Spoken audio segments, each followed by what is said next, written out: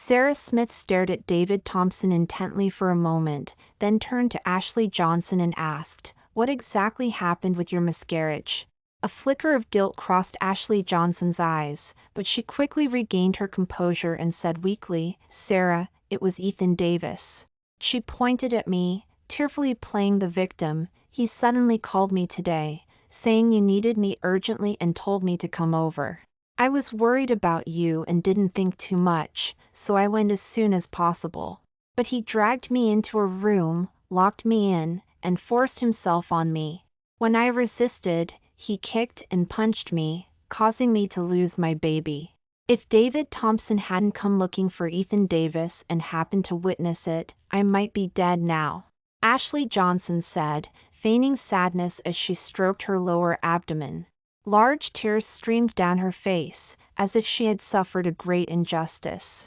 Hearing this, David Thompson began to showcase his acting skills, glaring at me and saying, "Ethan Davis, considering I'm your cousin, I've always taken care of you. As long as you asked, I never refused.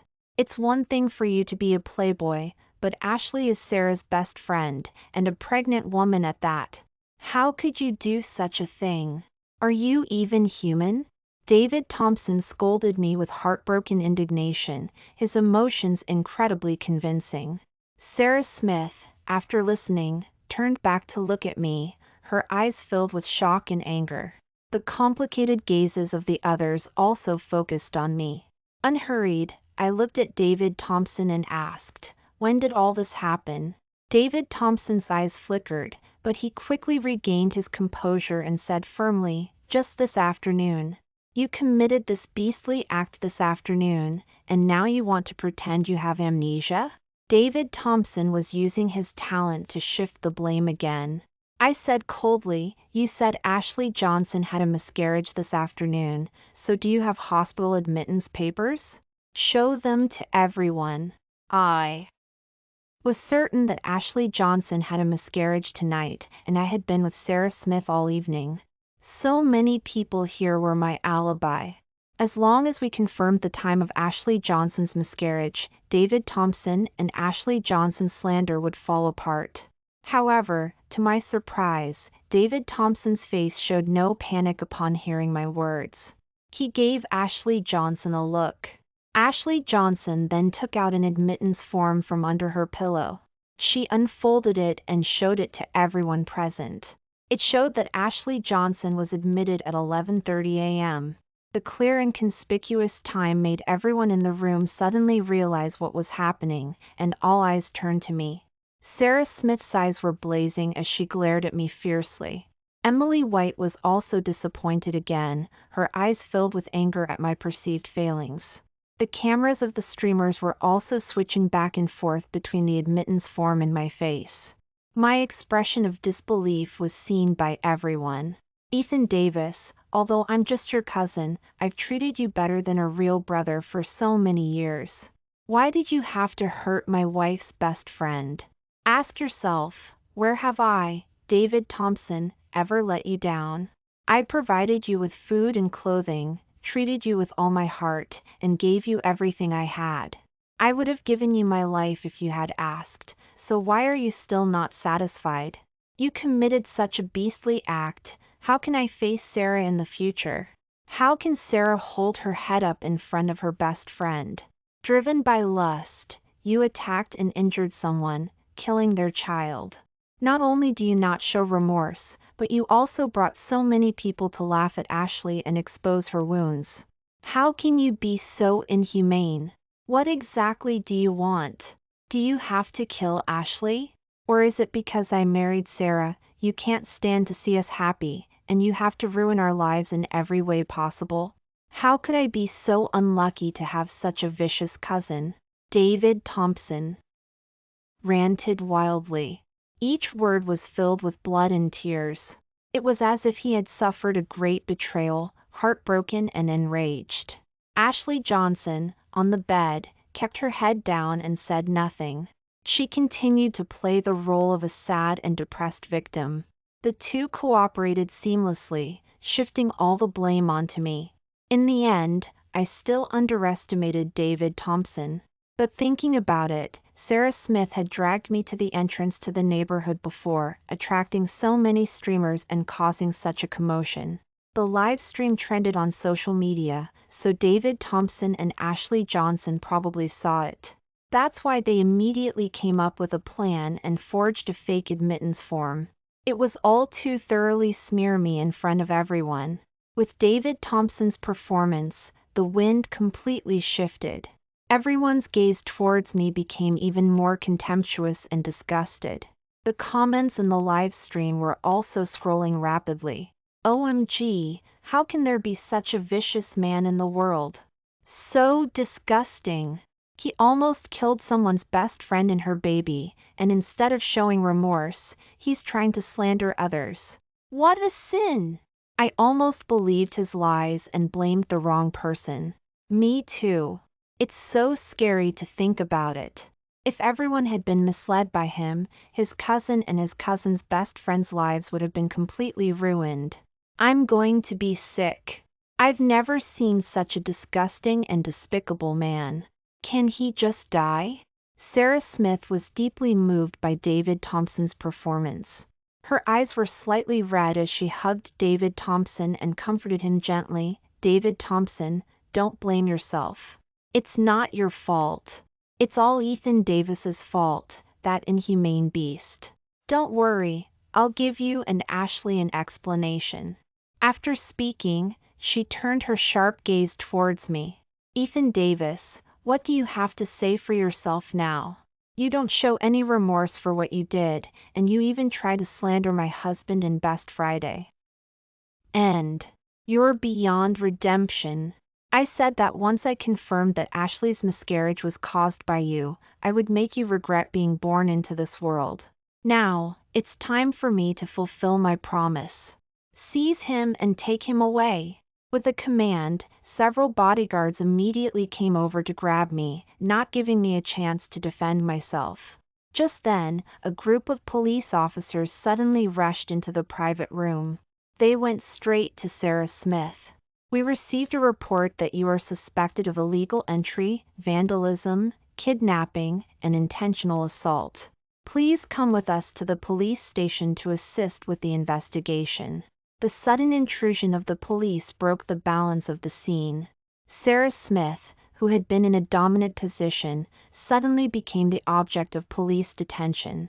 And I, who was supposed to be taken away by Sarah Smith, became the informant that the police were protecting. Sarah Smith's eyebrows shot up as she glared at me fiercely. You beast, you're playing dirty with me? My face was calm, and I didn't respond to her. Although I had been reborn, I couldn't guarantee that everything would go according to my expectations. So, just in case, I had secretly called the police on the way to the hospital. I also provided the police with the surveillance footage from my apartment. Sarah Smith's illegal entry, vandalism, kidnapping, and assault were all clearly recorded. This alone was enough for the police to take action and arrest Sarah Smith, the culprit. Amidst the various gazes of the people present, Sarah Smith and I were taken away. At the police station, the police began to interrogate Sarah Smith about her crimes. Sarah Smith couldn't deny it and had to swallow the bitter pill. But she gritted her teeth and glared at me with hatred throughout. Her eyes looked as if she wanted to tear me to pieces. Just as the police decided to detain Sarah Smith, I took the initiative to propose a reconciliation. This shocked both the police and Sarah Smith. After all, I had remained silent throughout and hadn't communicated with Sarah Smith at all. I had taken the initiative to call the police and then take the initiative to reconcile, which puzzled the police. But they didn't object and released both Sarah Smith and me.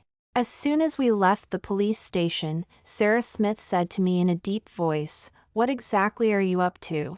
Don't think you can get away with this. I'm telling you, I will settle the score with you for hurting Ashley and causing her miscarriage." I looked at Sarah Smith seriously and asked earnestly, "Sarah Smith, we were together for so many years. Have you ever seen me ask you for money?" My sudden question took Sarah Smith by surprise. She thought for a moment and frowned. No. What are you trying to say? It's nothing. I just want you to use your brain and think things through. You have excellent conditions, but ask yourself, have I ever taken any advantage of you during the years we were together? On the contrary, I always tried to take the initiative to cover all our expenses and never let you suffer any losses. Do you think I'm the kind of person who would take advantage of others or leech off them? My tone was calm but firm. Sarah Smith frowned more and more, and her expression became increasingly complicated. She remained silent, as if she were thinking. I continued, also, you should know that I can't even recognize all the mahjong tiles. Do you think I would gamble? I don't know if you remember, but I'm allergic to alcohol, so I've never touched a drop. I've always liked peace and am even a bit reclusive. Do you think I would be out partying and drinking every day with my personality? If I were the kind of man who couldn't live without women, how could I have agreed to be with you after you pursued me for so long? Also, if David Thompson spent so much money on me, would I still be living in such a small two-bedroom apartment? When you trashed my apartment, did you see anything valuable? Sarah Smith, I know you like David Thompson, and I know you have prejudices against me. But I hope you use your brain and think about whether the things David Thompson said make sense and are logical. My long speech made Sarah Smith's face turn increasingly ugly. But she still didn't say anything. I knew that David Thompson was good at disguising himself. In front of Sarah Smith, he had always played the role of a considerate and gentle man. That's why Sarah Smith was deeply fascinated by him and believed his words implicitly. Seeing that Sarah Smith remained silent, I spoke again, appealing to her emotions and reasoning. The reason I called the police wasn't to arrest you or to have you detained, but to talk to you calmly. David Thompson isn't as outstanding as you think. Many of the things he blamed on me were done by himself. If you don't believe me, you can send someone to investigate David Thompson's hometown. When you were with him, his family was still receiving Social Security, but in the past few years, his family has become the envy of everyone in the village, with millions of dollars. The money he said he spent on me was spent on himself and his family. He even spent a lot of it on women outside. Also, your best friend's baby was miscarried tonight and should still be in the hospital. You can have the baby's DNA tested. It's David Thompson's. After saying this, I turned around and left without looking back. This time, Sarah Smith didn't stop me. My reconciliation was not out of kindness or a desire to avoid revenge on Sarah Smith, but because I wanted Sarah Smith and David Thompson to turn against each other like dogs. A simple detention was too light a punishment for Sarah Smith. It wouldn't affect David Thompson in the slightest. What I wanted was for Sarah Smith to tear open her scars and expose the mess around her to the public. I wanted David Thompson to pay back 100-fold for all the dirt he had thrown at me over the years. The next few days, my story continued to spread online. Streamers posted articles and videos, vehemently denouncing me. The comments section was full of curses.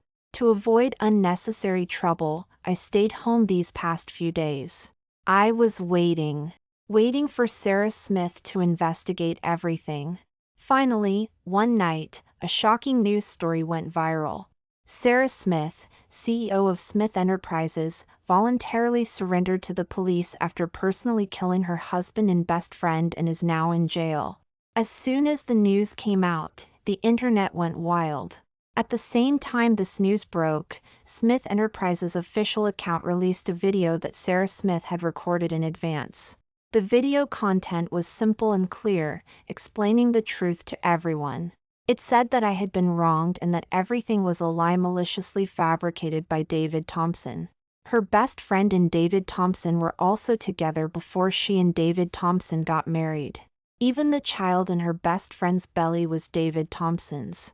Sarah Smith couldn't accept it and killed them both herself.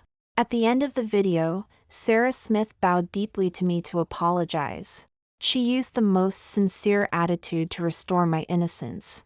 As soon as the video was released, it caused a huge reaction. Bloggers who had previously posted articles and videos scolding me either deleted the videos or posted new videos apologizing to me. The people in the comments section also apologized to me unanimously, and many people sympathized with me and asked me to start an online account so they could send donations. Even Emily White, who had separated from me and filed for divorce, knocked on my door again and came to me. As soon as I opened the door, I saw Emily White apologizing with a face full of remorse. "Ethan, I know the truth about everything. I'm sorry. I misunderstood you so much before." Emily White's apology was very sincere, but it didn't move me at all. I looked at her and said indifferently, "Don't you think your apology is a bit redundant now? Emily White, we've been married for so many years. Don't you know what kind of person I am? We were husband and wife sharing the same bed. Why would you turn me into a vile scum because of other people's words? I didn't care how Sarah Smith and others misunderstood me or slandered me, because they weren't important to me, and their opinions couldn't affect me."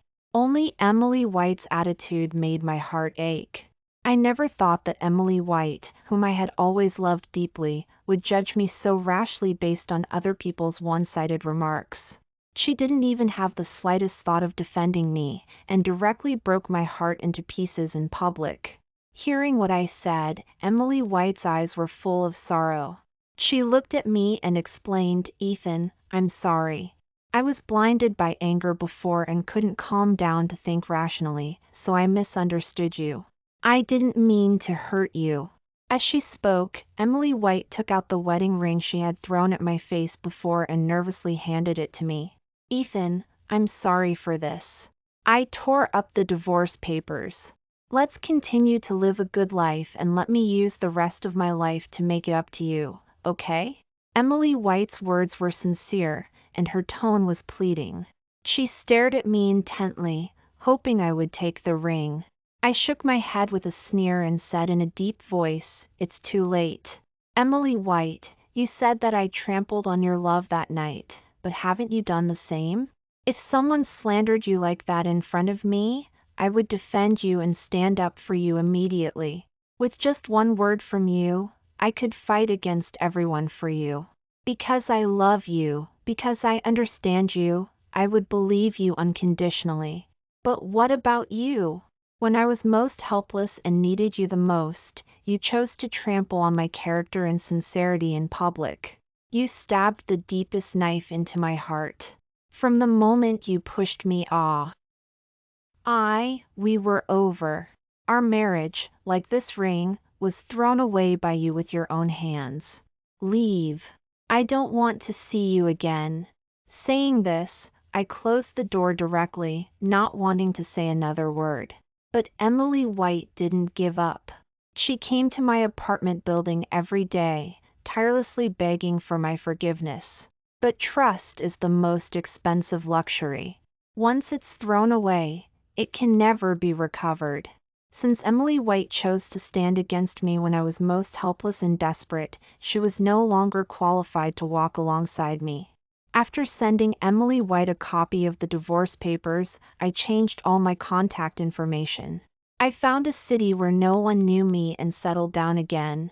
This time, I wanted to let go of the past and enjoy my carefree life alone.